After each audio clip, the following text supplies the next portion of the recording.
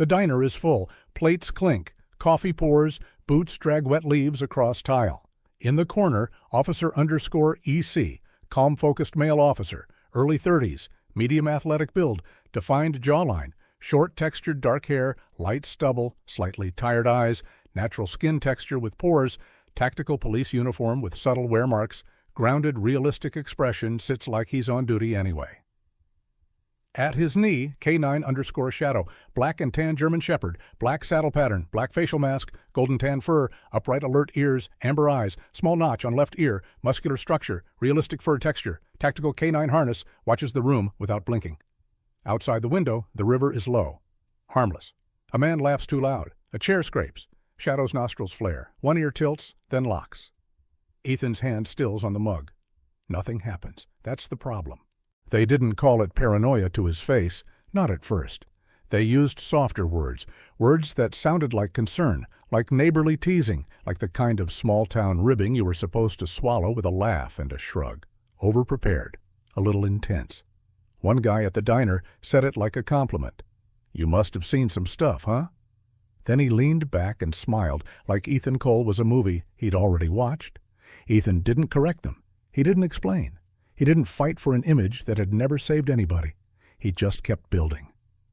The evidence warehouse sat less than 100 yards from the river, a squat concrete box with a corrugated metal roof and a rolling door that jammed when the humidity got in its hinges. It was county property, technically, an annex used for overflow storage and the kind of case materials nobody wanted in the main station. Old narcotics, seized electronics, archived files, bloody clothing sealed in plastic and stacked like shame. It wasn't the sort of building people loved, which made it perfect for gossip. A week into October, with the leaves going brittle and the water running low and lazy, Ethan started installing the flood barrier system. Not just sandbags, not a couple of half-hearted plastic sheets stapled along the bottom of the door. He set steel brackets along the perimeter, anchored into concrete, with bolts thick as a man's thumb. He lined up interlocking panels in a storage rack like a soldier keeping weapons clean. He ran the backup generator wiring under sealed conduit and elevated the fuel tank on a platform he'd welded himself. He did it with a precision that made people uncomfortable, because precision implied a reason. On day 2, Deputy Lucas Reed showed up with 2 coffees and a grin that could survive a tornado. Lucas was young enough to still believe in first impressions. Energetic, competent, always moving like he had music in his bones. He hopped down from his cruiser and looked at the metal brackets bolted into the warehouse foundation. "Man," he said, whistling, "you building a spaceship or a fortress?" Ethan kept his hand steady on the wrench. A slow twist, a measured pull. Neither. Lucas leaned over, careful not to cross into Ethan's workspace. He'd learned that line. "So, a castle?" Ethan tightened the bolt until it seated. "A barrier." "Against what?" Ethan glanced toward the river. It looked harmless. Autumn sunlight broke across it in thin, glittering sheets. The surface barely moved. Cottonwoods on the bank leaned in the breeze like they were gossiping too. "Water," Ethan said. Lucas laughed once, friendly. "That river's like ankle-deep right now." Ethan didn't smile. He didn't frown either. His face stayed calm, disciplined, the way it did when he made decisions people didn't understand. "Rivers don't care what they look like today," Ethan said. "They care what they can become." Lucas paused, coffee halfway to his mouth. Something in Ethan's tone, flat, certain, made the joke die in his throat. Then Shadow appeared at Ethan's heel like he'd been there the whole time. German Shepherd, full-grown, dark sable coat, intelligent eyes that didn't wander, just assessed. Shadow moved with quiet control, no wasted motion, and stopped close enough to press his shoulder against Ethan's leg, grounding him without touching too hard. Lucas softened immediately. People always did when they saw Shadow up close. Not because Shadow begged for affection, he didn't, but because he carried himself like a professional, like he belonged. Lucas crouched. "Hey, big guy?" Shadow looked at Lucas the way Shadow looked at everyone, not hostile, not friendly, just reading. Lucas held his breath and smiled anyway. "Okay, yeah, you're judging me. I get it." Ethan finally took the coffee Lucas offered. He didn't say thank you out loud. He nodded once. That was Ethan's language. Lucas understood. And still, the town talked. The diner window faced the station parking lot. You could sit at a booth with your eggs and see Ethan drive out every morning, same time, same route, same stillness. Shadow in the back seat, harness on, eyes up. A week into the barrier project, the waitress, Gina, who had known everyone in town since they were kids, leaned down by the register and whispered to the cook. "That new officer's got something going on," she said. The cook didn't look up. "They all do." "No," Gina insisted. "I mean, something. He's building that river thing like the apocalypse is coming." A man at the counter snorted. "Maybe he thinks the river's going to rob the bank." Laughter. A few heads turned, then a quieter voice. "He's ex, right? Army? Something like that. Explains the dog. Explains the eyes." Ethan never heard any of it directly. But Shadow did. Shadow's ears caught laughter like a frequency. He caught the edge in certain voices, the way people looked away too fast, the way they stared too long. Shadow would press closer to Ethan in those moments, not because he feared them, but because he understood Ethan's body before Ethan did. The tightening jaw, the shallow inhale, the shift of weight that meant Ethan's mind was drifting towards something colder than the river. Captain Maria Hayes called him into her office the Friday before the first heavy rains were forecast. Her office smelled like paper and coffee and the faint citrus of the hand sanitizer she used constantly. Practical, like her. Maria Hayes wasn't tall, but she filled a room with presence. Pragmatic and empathetic in equal measure, she could deliver a reprimand that felt like a warning flare and a comfort at the same time. Ethan stepped in. Shadow stayed at heel. "Close the door," Maria said. Ethan did. Maria leaned back in her chair, hands folded, watching him with the same steady gaze she used on suspects. Only her tone was different, softer. "You're spending a lot of time out at the annex," she said. Ethan nodded once. "It needs it. County says it's fine." Ethan didn't react. County says a lot of things. Maria exhaled through her nose, not annoyed, more like acknowledging a stubborn truth. "People are talking." Ethan's eyes stayed calm. "They always do." "Not about your personal life," Maria said. "About the warehouse, about you turning it into, I don't know, Fort Knox." Ethan didn't correct her. Maria's gaze dropped to Shadow, who sat like a statue beside Ethan's boot, alert but relaxed. "You're sure this is necessary?" Maria asked. Ethan's answer came without drama. "Yes." Maria waited for more. Ethan gave it, but in the only way he knew, a clean fact. "Last winter, the river hit flood stage in 4 hours. County couldn't deploy sandbags fast enough. The annex took on water. We lost evidence." Maria frowned. "That was before you got here. I read the reports." Maria's expression shifted. She'd expected an excuse. Instead, she got preparation. "You read the reports," she repeated. Ethan nodded. Maria's eyes softened slightly. "Most people don't." Ethan didn't take the opening. He never did. He didn't talk about why he read reports. He didn't talk about the part of him that couldn't sleep unless everything had an exit plan. He just stood there, steady. Maria tapped her pen once, thinking. "All right," she said. "Keep doing what you're doing. But Ethan—" He looked at her. "If the county complains about budget," Maria said, "I need to be able to justify it." Ethan's voice stayed even. "You'll be able to." Maria studied him. "That sure?" Ethan didn't hesitate. "Yes." Shadow's tail thumped once against the carpet. Quiet, like a heartbeat. Maria nodded. "Okay. Also, Lucas says you haven't been eating." Ethan blinked. "Once." "I eat. Lucas says you drink coffee like it's medicine." Ethan's mouth almost shifted toward a smile. "Almost. It is." Maria shook her head, but there was a hint of amusement. "Go home. Get sleep." Ethan didn't argue. "Yes, ma'am." He turned to leave. Shadow rose, moving with him. As Ethan opened the door, Maria added, "And Ethan?" He paused. "I know you don't like attention," Maria said, "but if you're right about this, and I hope you're wrong, you might end up being the most visible man in town." Ethan's eyes didn't change. "I don't need them to see me," he said. Then he looked down at Shadow, and his voice softened by 1 degree. "I need them to survive." The next day, the sky looked like wet steel. The river still ran low, but the air had a bite to it. Not cold exactly, just tense, charged, like a wire stretched tight. Ethan drove out to the annex before dawn. Lucas met him there with a flashlight in his mouth and a box of bolts tucked under his arm. "You didn't call," Lucas said around the flashlight. Ethan stepped out and surveyed the barrier rack. Didn't need to, Lucas grinned. Yeah, well, you're going to need help carrying those panels if the rain hits. Ethan glanced at him. You volunteered. Don't make it weird. Ethan didn't respond, which was as close to agreement as he gave. They worked in the half-light. Shadow paced the perimeter, nose up, sampling the air. The dog's ears flicked toward the river, then back toward the road. He wasn't anxious. He was tuned. By mid-morning, the first rain arrived. Not a drizzle. A steady sheet that turned the world gray and made sound feel muffled.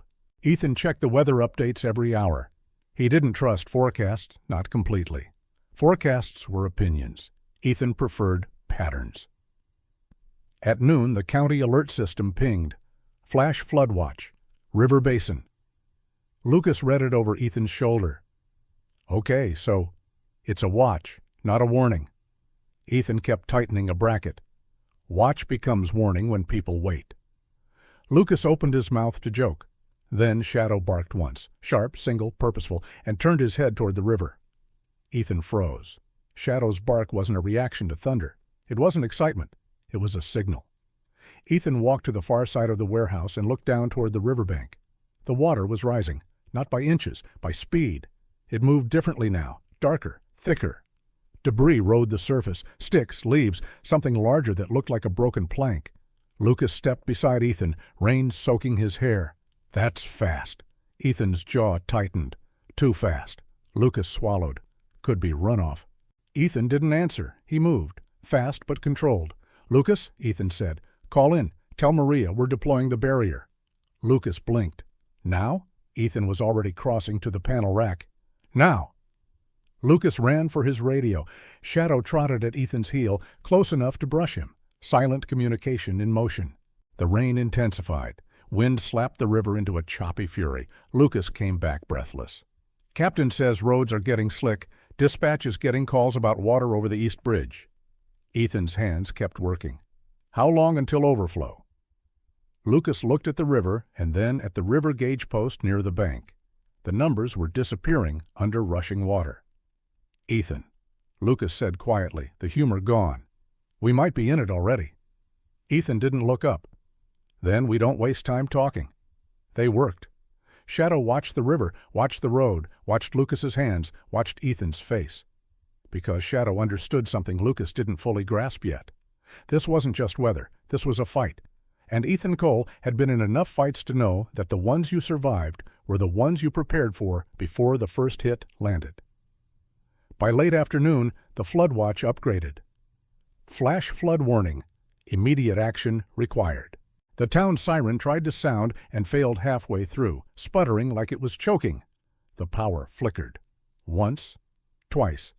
Then stabilized because Ethan's generator kicked in automatically, humming low, steady like a heartbeat under the building. Lucas stared at the lights. No way. Ethan didn't celebrate. He just nodded toward the road.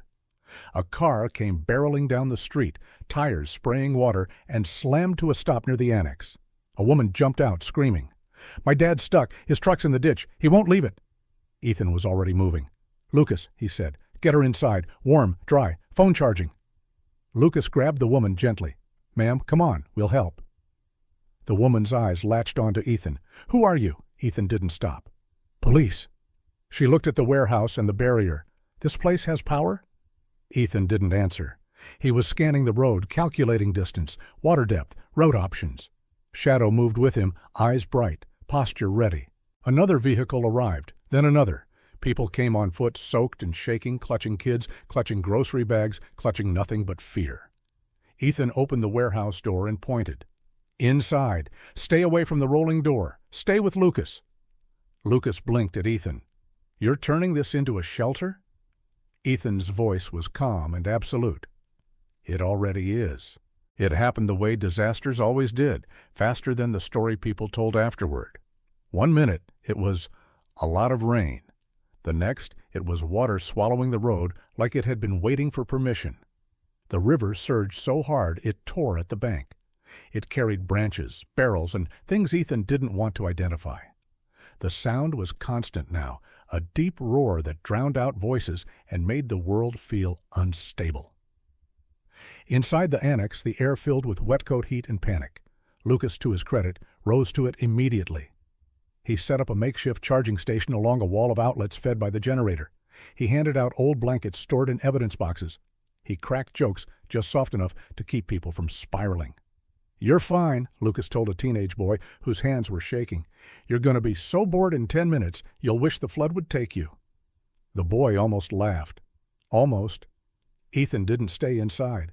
He paced the exterior, checking the barrier seals, listening to the generator, watching the river, and watching the water, because something about it was wrong. He'd seen floods, he'd seen natural disasters. Nature had patterns. Nature had a kind of chaotic logic. This surge, this timing, felt like a punch thrown with intent. His radio crackled with broken messages. Dispatch overwhelmed. Roads out. The east bridge closed. A report of a car swept off the low crossing. A call about an older woman trapped in her home near the bend. Then silence, like the town's nervous system had been cut. Ethan keyed his radio. "Maria, do you copy?" Static, then a voice, strained, distant. "Ethan, barely, go. The annex is stable. We've got generator power. I've got civilians sheltering inside." A pause. "How many?" Ethan glanced through the window at the crowd, shivering, huddled, wide-eyed. "Too many." Maria exhaled. "Good. Keep them calm. State's sending resources, but roads are compromised. You're on your own for the moment." Ethan's eyes narrowed. "This surge, does it match upstream reports?" Maria hesitated. "We're getting conflicting info. Some sensor stations are offline." Ethan's jaw tightened. "Copy." Maria's voice softened just a little. "Ethan, don't be a hero." Ethan's answer was flat. "I'm not." He looked at Shadow. "I'm working." Shadow's ears tilted as if listening to the radio too. Then Shadow turned his head sharply toward the maintenance culvert that ran behind the annex and under the road, a concrete throat that fed storm runoff into the river. Shadow's posture changed. Not fear, focus. Ethan felt it in his own bones, the shift. He followed Shadow along the back of the warehouse, boots splashing through growing puddles. The culvert area was a mess of water and mud, a place most people ignored unless something went wrong. Something was wrong. Shadow lowered his head, nose close to the water's surface, and stopped dead. Then he alerted. Not a bark this time, an intense, unmistakable change, body stiff, nose fixed, attention locked. A trained signal. Ethan crouched beside him, rain sliding down his face. "What is it?" Ethan murmured. Shadow's nostrils flared. He let out a low, tight sound, almost a warning. Ethan looked at the water. It smelled off. Not just river, not just mud. A sharp chemical edge that didn't belong. Ethan's eyes narrowed. "Lena," he muttered under his breath, already thinking of Dr. Lena Moore, the department's analyst. Brilliant, introspective, the kind of mind that could see patterns inside chaos. He keyed his radio again. "Maria, Shadow's alerting at the culvert. Chemical odor." Static. "Chemical. Repeat." "Chemical odor in the runoff," Ethan said, voice controlled. "Strong." Maria's voice sharpened. "Could be fuel. Could be contamination." Ethan stared at the swirling water. Or something else. A pause. "I'm patching Lena in." A new voice cut through, calm, thoughtful, even under static. "Ethan, this is Lena." Ethan didn't waste time. "Shadow alerted at the culvert. Chemical odor. Not typical." Lena's breathing was audible for a second, thinking. "Can you describe it?" Ethan inhaled carefully. "Sharp. Almost like solvents. Not gasoline exactly." Lena's tone tightened. "If it's solvent-like, it could be industrial runoff or accelerant residue, but in water it would disperse. You're sure it's strong?" Ethan looked at Shadow, who had not moved, who stared at the culvert like it was an enemy. "Yes," Ethan said. Lena paused. "Then it's recent. Concentrated.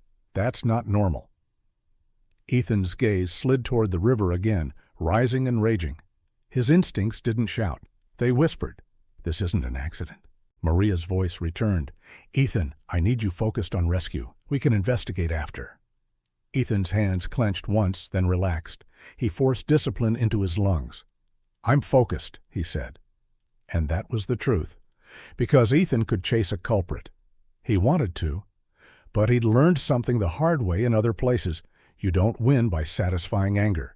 You win by keeping people alive. Ethan stood. "I'm going back," he said into the radio. "I'll keep eyes on it." Maria's voice was firm. "Do not go hunting." Ethan looked at Shadow. He rested a hand briefly on the dog's neck. Shadow's warmth steadied him. "I won't," Ethan said. He meant it, for now.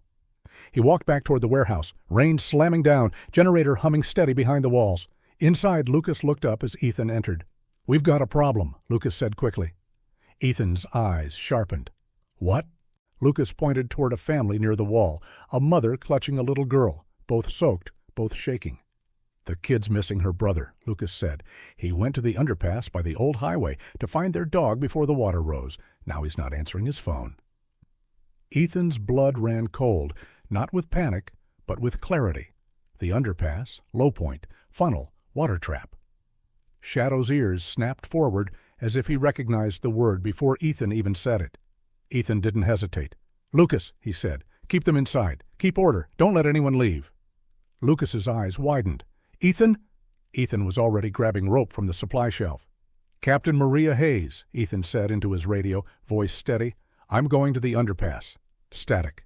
Then Maria. "Ethan, negative." Ethan cut in, calm but absolute. "Child missing. Underpass. Shadow's with me." A pause so long Ethan could hear the river roar through the walls. Maria's voice came back, tight. "Be smart." Ethan's answer was simple. Always. He clipped the rope to his belt. Shadow stood at heel, ready, eyes bright. Ethan looked once at the warehouse full of people who had laughed at his fortress last week. Then he turned toward the flood and opened the door. The outside air hit like a slap, and the river kept rising. The flood didn't announce itself with drama. It didn't roar louder when Ethan stepped into it. It didn't flare lightning or crack the sky. It just pressed, heavy, relentless, patient, like it knew time was on its side. The rain slanted sideways now, needling into Ethan's face as he moved down the service road toward the underpass. Water already covered the asphalt in places, shallow but fast, curling around his boots with a strength that made every step deliberate. Shadow moved slightly ahead, leash slack but present, never pulling, just guiding. His ears flicked constantly, reading the chaos of sound. Rushing water, rattling debris, distant shouts swallowed by wind. Ethan counted steps, always counted. It kept panic from taking root. 20 yards in, the radio crackled weakly at his shoulder. "Ethan, this is Lucas." Ethan keyed it once without stopping. "Go." "We've got more people showing up. The barrier's holding, but water's licking the south side. Generator's solid." "But—" Lucas swallowed audibly. "People are scared." Ethan adjusted his grip on the rope. "Keep them inside. Give them jobs. Fear hates purpose." Lucas let out a shaky breath. "Copy that."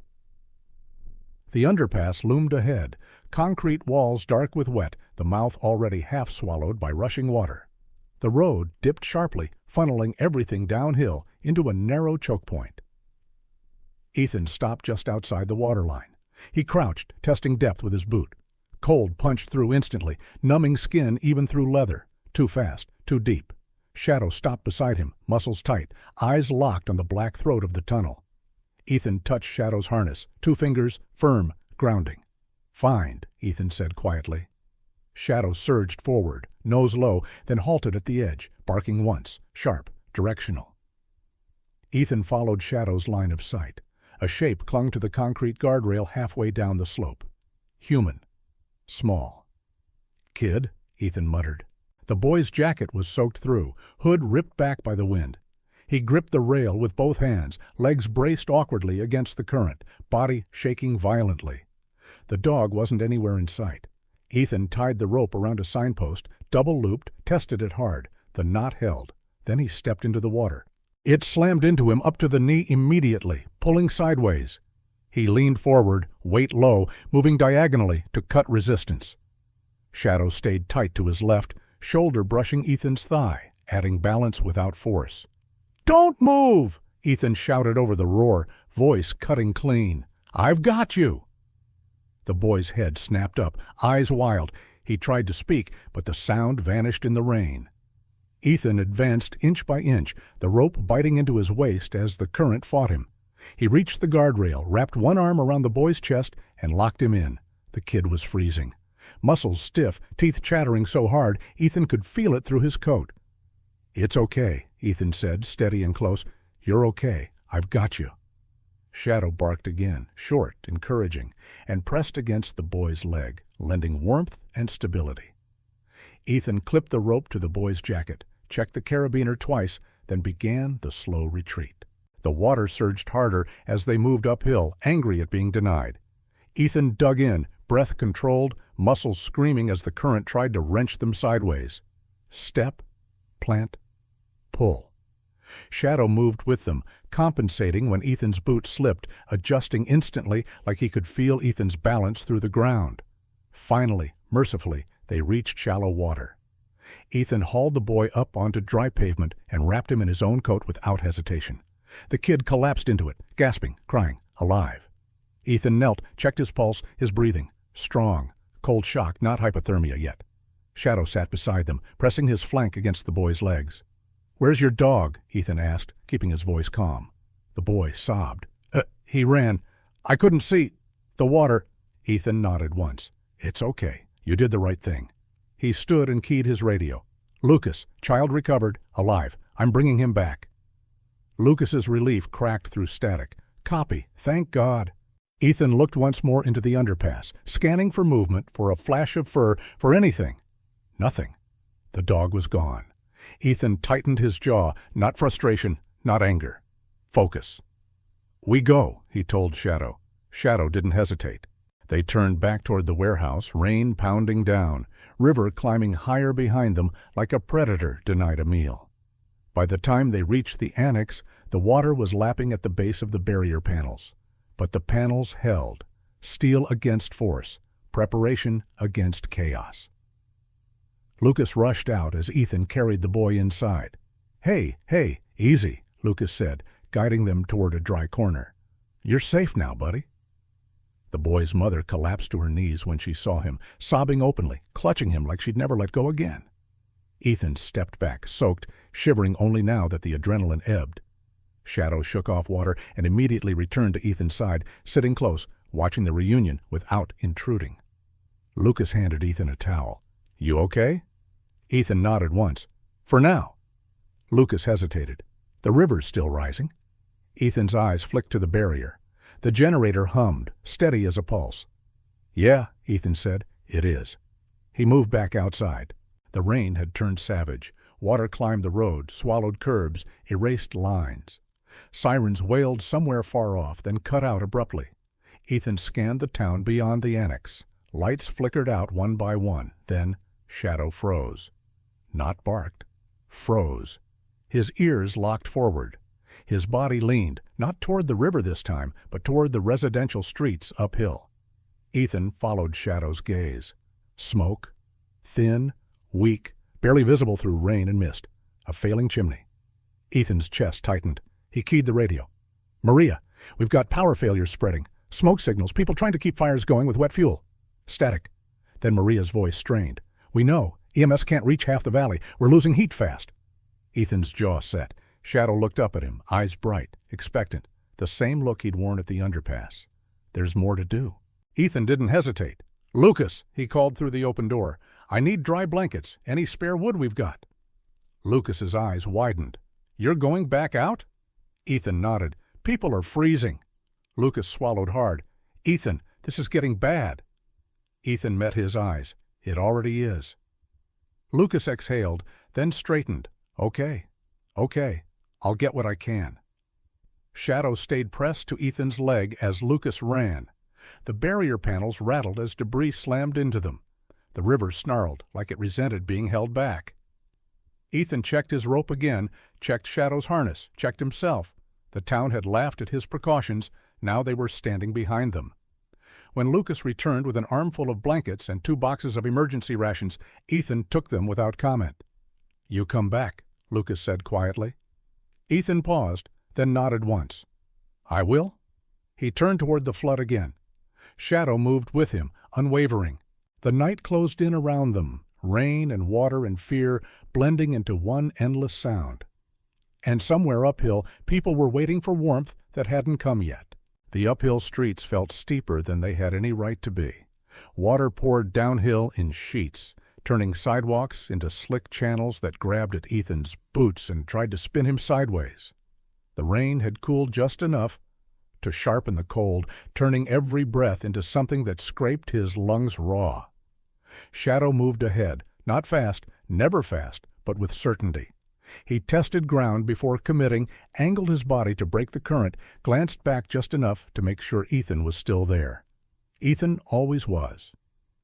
They reached the first house with the weak chimney smoke, a narrow, single-story place perched just high enough that floodwater hadn't reached the foundation yet.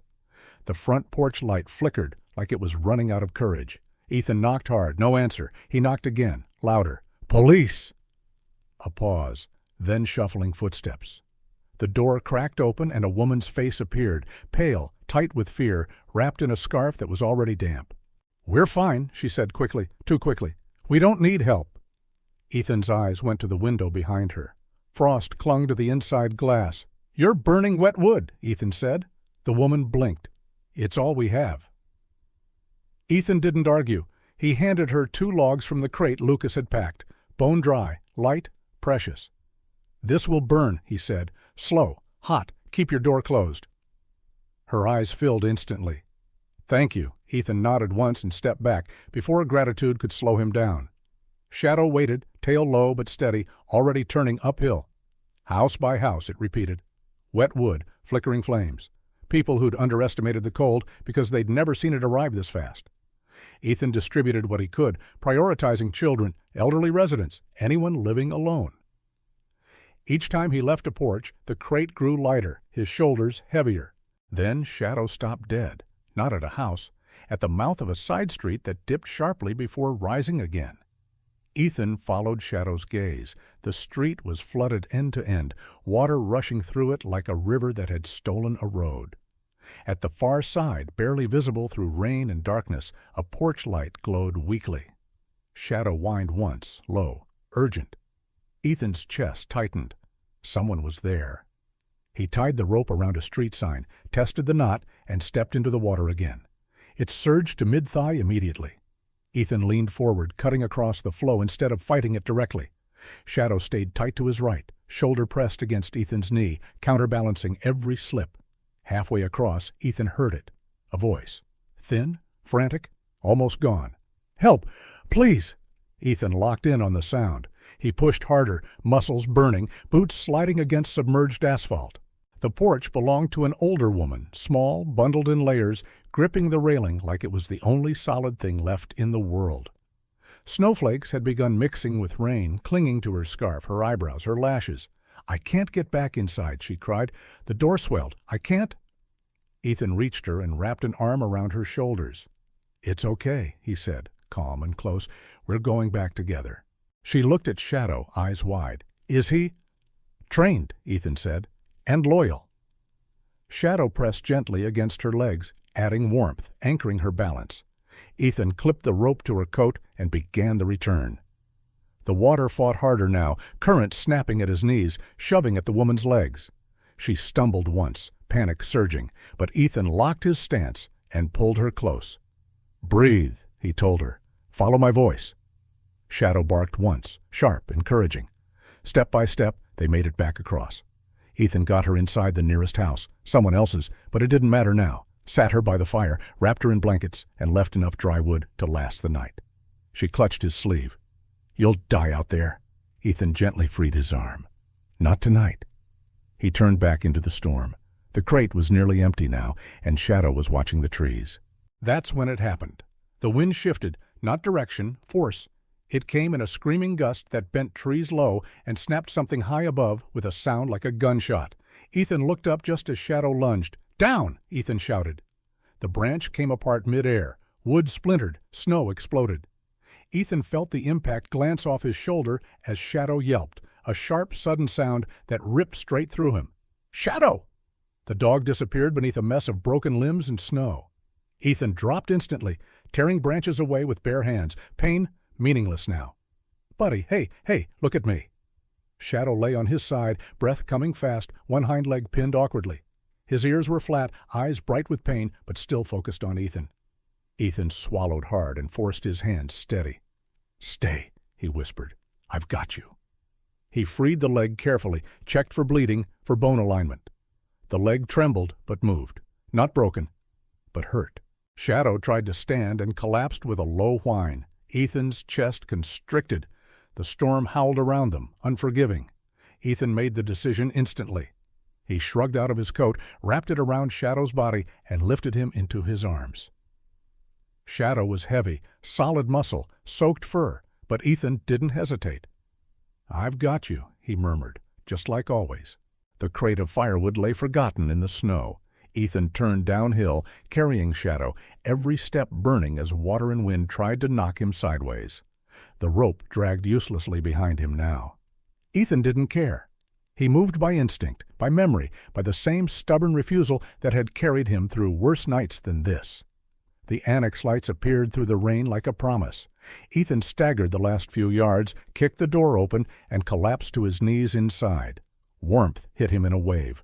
Lucas shouted his name. Ethan barely heard him. He laid Shadow gently near the generator's heat, hands already moving, checking the leg, applying pressure, wrapping it with the emergency bandage he carried out of habit, not hope. "Stay with me," Ethan whispered. "You hear me? Stay." Shadow licked his wrist once, weak but present.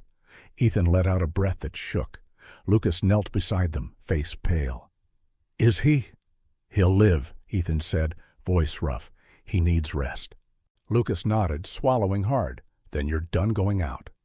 Ethan looked at the door, at the rain, at the people huddled inside who were alive because of what he'd done. At Shadow, breathing steadily now, trusting him without question. Ethan closed his eyes for one long second. Then he opened them. "Not yet," he said quietly. Outside, the storm raged on, and the night was far from finished. Ethan sat on the concrete floor beside Shadow longer than he realized. Not because he was frozen, but because his hands wouldn't stop shaking. The generator's hum filled the annex like a heartbeat. Warm air rolled out from the heater vent, fogging the windows, turning the soaked room into something almost human again. Shadow lay on his side, wrapped in Ethan's coat, chest rising and falling in slow, deliberate breaths. Alive. That was the only word that mattered. Lucas crouched nearby, giving them space, eyes flicking between the door and the dog.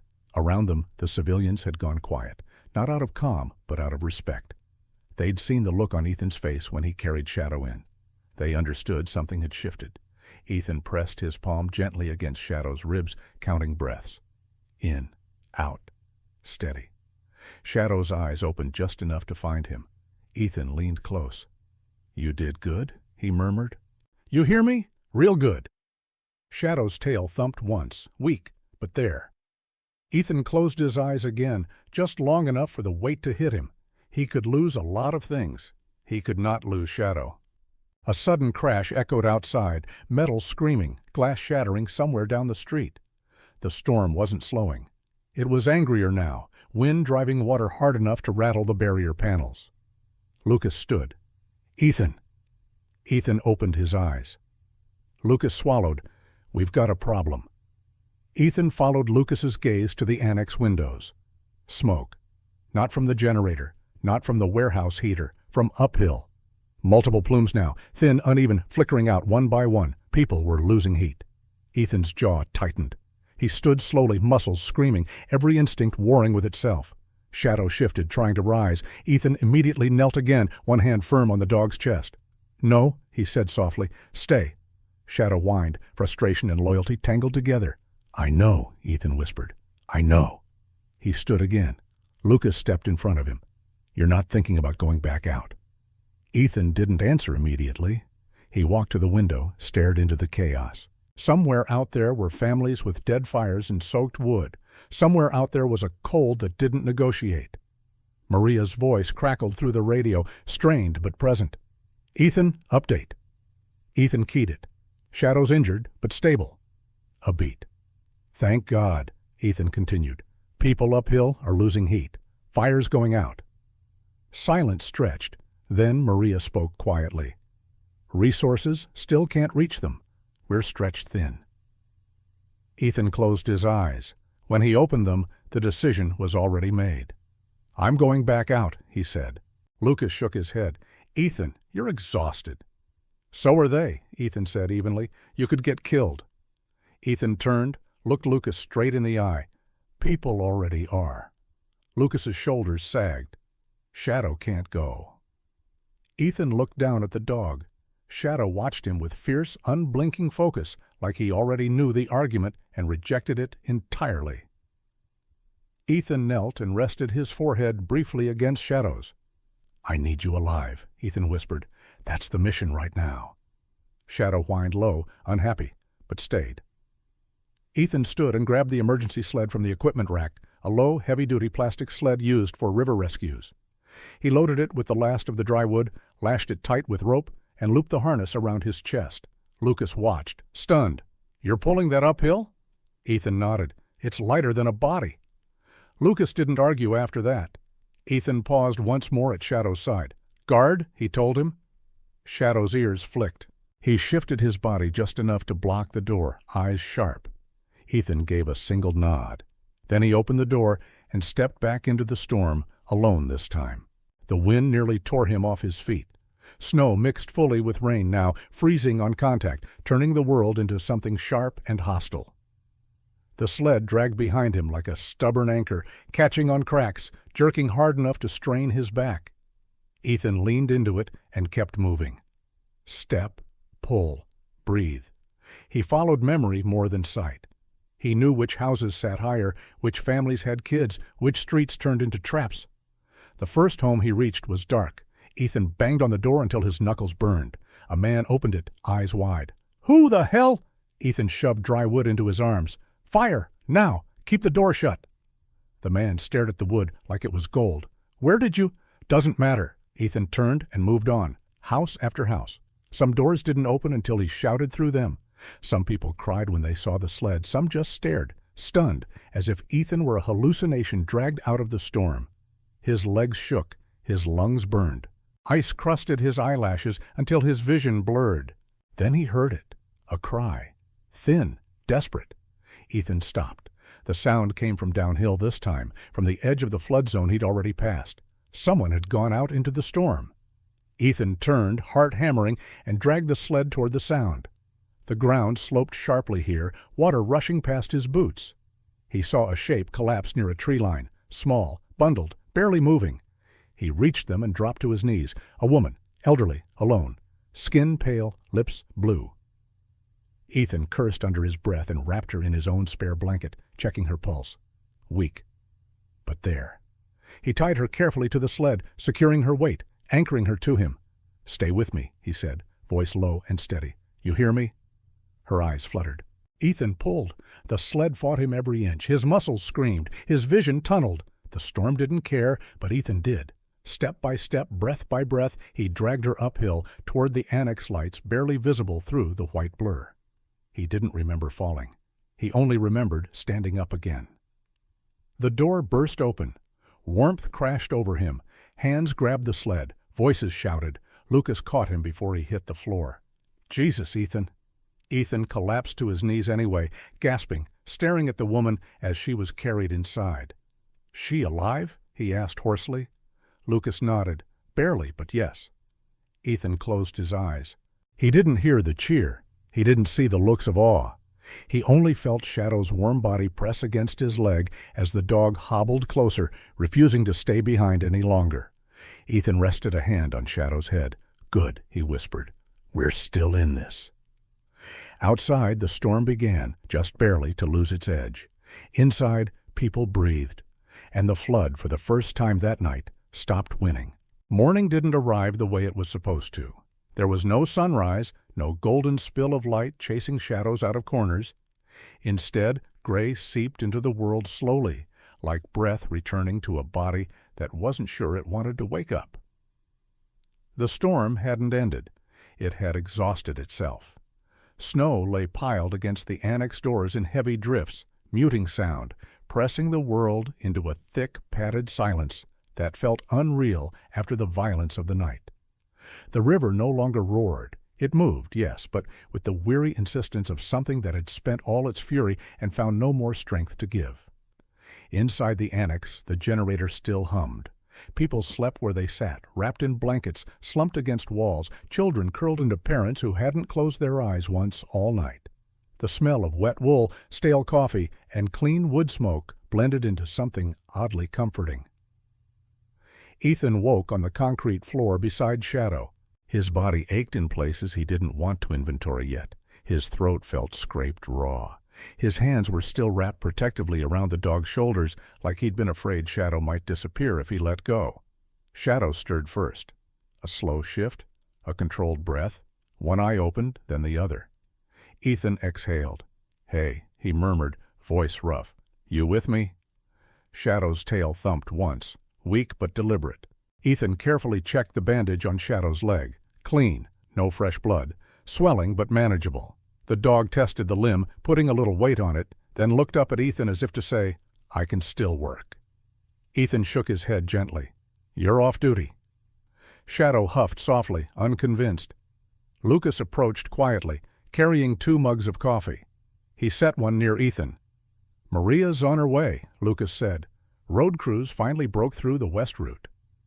Ethan took the mug, but didn't drink yet. He looked around the room, counted heads, counted breathing chests. "How many?" he asked. Lucas smiled tiredly. "Everyone who made it here lived." Ethan closed his eyes for a second.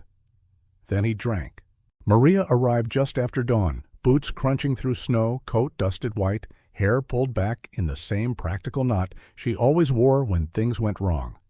She stopped just inside the door, taking in the scene, the people asleep on the floor, the barrier panels holding back the river, the dog resting at Ethan's side.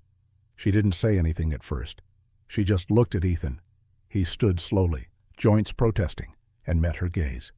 "You did more than hold your sector," Maria said quietly. Ethan's answer was simple. "We had power." Maria shook her head. "You had foresight." She looked at Shadow and crouched, careful not to crowd him. Shadow lifted his head, assessed her, then allowed the contact when she rested a hand gently on his shoulder. "Good work," Maria said to the dog. Shadow's tail gave a small wag. "Lena confirmed it," Maria said. "The chemical traces you reported, they weren't random. Someone dumped accelerants upstream near a maintenance site. We don't know why yet?" Ethan nodded. He'd expected that. "But that's later," Maria continued. "Right now, we focus on recovery." She turned to the people waking around them. "You're safe," she announced, voice carrying without force. "Help is here. We're getting roads cleared and homes checked." Relief rippled through the room. Ethan watched it happen without stepping into it. He moved to the window instead. Outside, the town looked battered. Streets buried, cars half swallowed, trees bent low, stripped and humbled. Smoke rose thinly from a few chimneys now. Real smoke. Steady smoke. Life.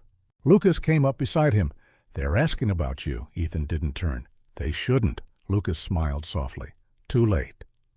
By mid-morning, word spread faster than the flood ever had.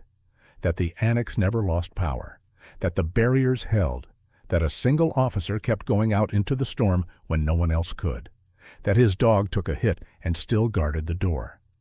People started arriving. Not in panic this time, but carefully, respectfully. They brought thermoses, extra blankets, food they'd salvaged. They didn't crowd Ethan, they waited. One man stepped forward first, mud on his boots, guilt written all over his face. "Officer Cole," he said. He swallowed. "I laughed. About the barriers, about the generator." Ethan faced him, calm as ever. The man gestured toward the river, toward the annex, toward the people alive behind them. "You saved my kids." Ethan shook his head. "They survived because we were ready." "That's what I mean," the man said quietly. Others followed. No speeches, no applause, just nods, thank yous, eyes that had learned something they wouldn't forget. Shadow watched them all, alert but relaxed now, leaning into Ethan's leg, anchoring him to the present. Maria eventually pulled Ethan aside. "You could have waited," she said. "No one would have blamed you."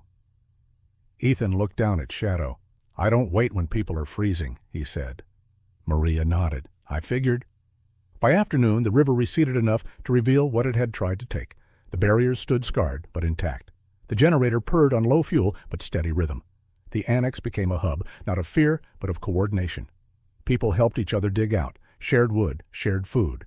Ethan stayed on his feet until his body finally demanded otherwise. When he did sit, it was beside Shadow, back against the wall, watching the town learn how close it had come. Lucas sat down too, quiet for once. "You know," he said, "they're not going to forget this." Ethan didn't respond. Lucas smiled anyway. "You didn't build a fortress," Ethan glanced at him. "You built a lifeline." Ethan looked back at the river, now calm, almost innocent. "No," he said, "I built time." Shadow's head rested on Ethan's boot, eyes half closed, content. Outside, the town breathed again. And for the first time since he'd arrived, Ethan Cole wasn't the man people whispered about. He was the man they prepared with,